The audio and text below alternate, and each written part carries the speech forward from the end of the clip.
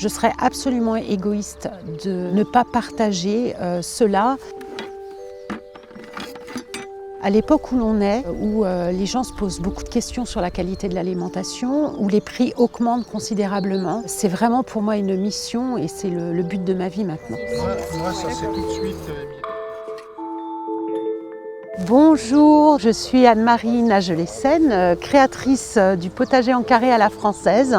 Pareil, si vous faites c'est une méthode de jardinage qui permet de vivre en autonomie légumière à 2 personnes avec seulement 12 mètres carrés de surface cultivée.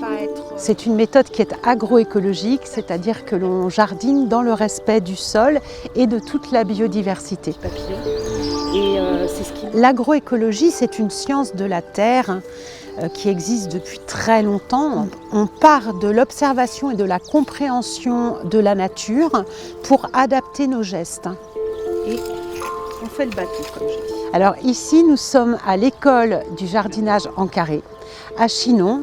C'est une association dans laquelle on peut venir apprendre le potager en carré à la française, mais aussi de manière plus générale l'agroécologie, l'apiculture. On peut aussi apprendre les plantes médicinales, à faire son pain au levain, ses fromages, enfin tout ce qui est autour de l'alimentation saine et de l'autonomie alimentaire.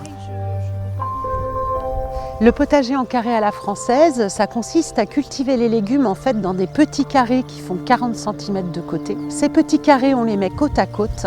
Dans chacun des petits carrés, on plante ou on sème un type de légumes ou une herbe aromatique ou même une fleur comestible.